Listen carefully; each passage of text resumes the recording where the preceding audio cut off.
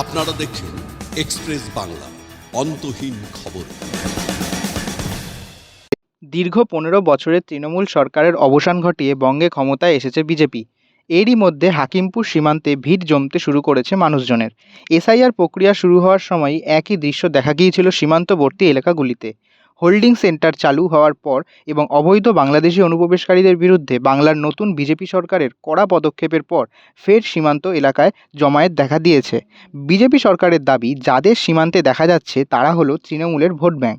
বছরের পর বছর ধরে পশ্চিমবঙ্গে অনুপ্রবেশকারীদের নিরাপদ আশ্রয় বানানো হয়েছিল শুধুমাত্র ভোটের লোভে। সীমান্তকে দুর্বল করে দেশের নিরাপত্তাকে ঝুঁকির মুখে ফেলে যে রাজনীতি চলেছে এতদিন, এবার তারই অবসান হতে চলেছে। মৃদুল পালের সঙ্গে শুভম দত্তের রিপোর্ট, এক্সপ্রেস বাংলা।